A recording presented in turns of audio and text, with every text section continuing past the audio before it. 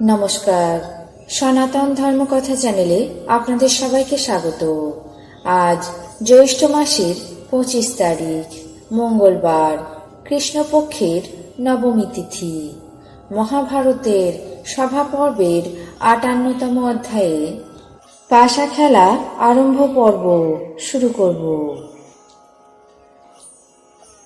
নারায়ণং নমস্কৃত্য নরং চৈব নরোত্তমং দেবীং সরস্বতীং ব্যাসাং ততো জয়মুদীরয়েৎ।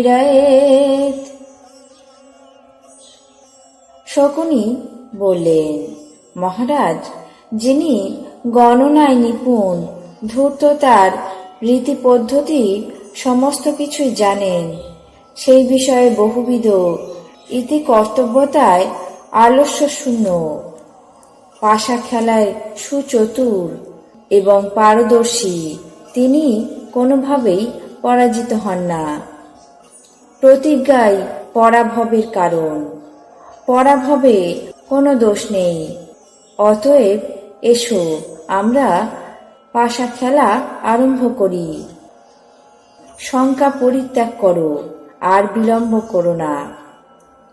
যুধিষ্ঠির বললেন, সমস্ত জনসমাজদর্শী মনীষোত্তম অসিত এবং দেবল বলেন যে ধূর্তের সঙ্গে কপট পাশা খেলা করা অত্যন্ত পাপজনক কর্ম। ধর্ম তো যুদ্ধে জয়লাভ করার থেকে পাশা খেলা কখনো প্রশংসনীয় নয়। আর্য লোকেরা মুখে ম্লেচ্ছ ভাষা ব্যবহার এবং কপট আচরণ কখনো দেখান না।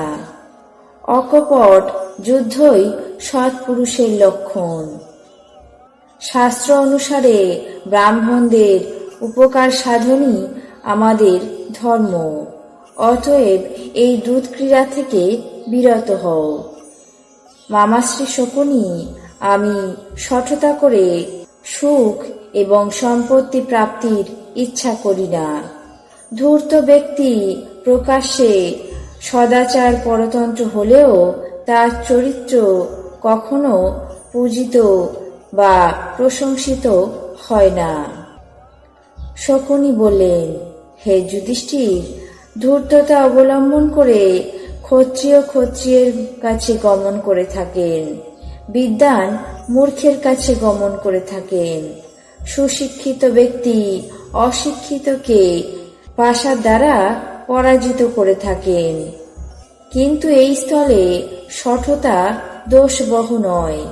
বলবীর্য সম্পন্ন অস্ত্রধারী দুর্বল নিরস্ত্র ব্যক্তিকে ধূর্ততার দ্বারা প্রহার করে থাকে। সুতরাং এই স্থলে ঐরূপ ধূর্ততাই নয়।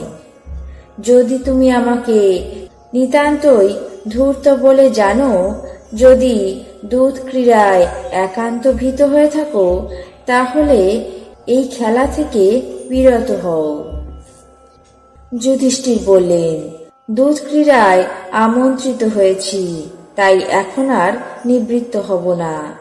এই আমার নিত্যব্রত। দুধ ক্রীড়ায় অদৃষ্টই বলবান, আমিও সেই অদৃষ্টের বশীভূত। অতএব বলো, এই লোক সমবায়ের মধ্যে কার সঙ্গে এই দুধ ক্রীড়া করব? এই স্থলে অন্য কোন ব্যক্তি আছে? যদি থাকে তাহলে এই ক্রীড়া আরম্ভ করা হোক। এই কথা শুনে দুর্যোধন বললেন, আমি সমস্ত ধন এবং রত্ন প্রদান করব। মামাশ্রী শকুনি আমার প্রতিনিধি হয়ে এই দুধ ক্রীড়া করবেন। যুধিষ্ঠির বললেন, একজনের প্রতিনিধি হয়ে অন্যের ক্রীড়া আমার মতে নিতান্ত অসঙ্গত। যাই হোক, এখন এই ক্রীড়া আরম্ভ করা হোক। ঋষি বৈশম্পায়ন বললেন, দুধ ক্রীড়া আরম্ভ হলে সমস্ত রাজাগণ ধৃতরাষ্ট্রকে সঙ্গে নিয়ে সভায় প্রবেশ করলেন। মহামতি ভীষ্ম, দ্রোণ, কৃপ, বিদুর অপ্রসন্ন মনে তাদের অনুবর্তী হলেন। সিংহগ্রীব, মহাতেজা, দেবদত্তা, সুর, ভাস্বর মূর্তি রাজাদের মধ্যে কতকগুলি যুগল রূপে, কতকগুলি পৃথক পৃথক রূপে সিংহাসনে উপবেশন করলে সেই সভা অমর অধিষ্ঠিত অমরাবতীর মতো শোভা পেতে লাগল। তারপর সেই দূত ক্রীড়া আরম্ভ হল। যুধিষ্ঠির দুর্যোধনকে সম্বোধন করে বললেন, হে দুর্যোধন, আমি মহামূল্য সাগরবর্ত সম্ভূত কাঞ্চন খচিত এই মণিময় হার পণ করলাম। তুমি যার দ্বারা ক্রীড়া করবে সেই প্রতিপণের বস্তু কই? দুর্যোধন বললেন, আমার বহুতর মণি এবং অন্যান্য সম্পদ আছে, কিন্তু তার জন্যে অহংকার করি না। সে যাই হোক, এখন এই পাশা খেলায় জয় লাভ করো। তারপর দূত ক্রীড়া বিশেষজ্ঞ শকুনি এক পাশা গ্রহণ করে বললেন, আমি তো এই জিতলাম বলে পাশা নিক্ষেপ করা মাত্রই তার জয় হল। আজ মহাভারতের সভা পর্বের ৫৮তম অধ্যায়ে পাশা খেলা আরম্ভ পর্ব এখানে শেষ করছি। বাকি অংশ আগামী পর্বে পাঠ করে শোনাব। এখন জেনে নেব আজকের দিনের ১২টি রাশির রাশিফল। মেষ, পরগৃহে বাস। বৃষ, পিতৃবিরোধ। মিথুন, পরনির্ভরতা। কর্কট, রোগ ভোগ। সিংহ, পশু দংশন। কন্যা, অত্যাধিক ব্যয়। তুলা, নিকট ভ্রমণ। বৃশ্চিক, আর্থিক সমস্যা। ধনু, অস্বাদী পীড়া।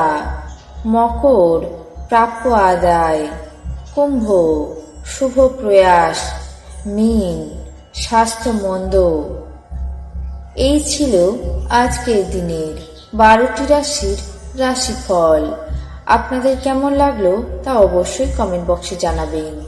চ্যানেলটিকে সাবস্ক্রাইব করবেন, লাইক করবেন, শেয়ার করবেন। ধন্যবাদ।